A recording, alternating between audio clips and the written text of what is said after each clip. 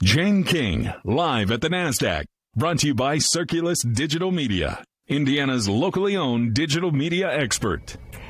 Jane's joining us now to talk about the burden of financial stress. Another survey that says it's tougher to pay the bills now than during the heart of the pandemic, Jane?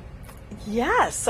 So the share of Americans who report having difficulties paying their bills has surpassed the 2020 pandemic peak. This is a U.S. Census Bureau survey. So 4 in 10 adults say it's been somewhat or very difficult to cover usual household expenses. Well, Walmart says rising food prices are starting to affect people's spending. The company warned that customers are not buying as much clothing and other merchandise because of the high food and fuel costs. Walmart says that it does expect for consumers to be cautious on spending for at least the rest of this year.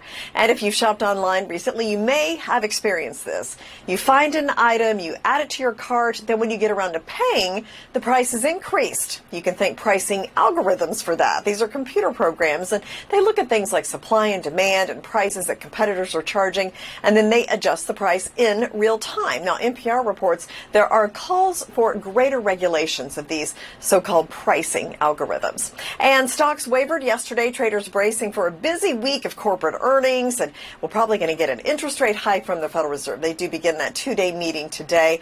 This morning looks like we'll open lower, down about 100 points or so on that Walmart profit warning. Live from the NASDAQ market site, I'm Jane King. Back to you. Jane, we've been fascinated by what 3D printing can do, and now it looks like Lilly has some remarkable plans. Yeah, that's right. So they have partnered with a company called Triastic to make 3D printed drugs. So these will be, in particular, Lilly's oral gastrointestinal drugs. Now, Triastic is a Chinese company. They deal primarily with 3D printed pharmaceuticals. Now, one advantage is this allows for a different mix of active ingredients and allows for the drug release control that can help with side effects. So we'll see how it goes for them. It's interesting. It is interesting. All right, Jane, thank you.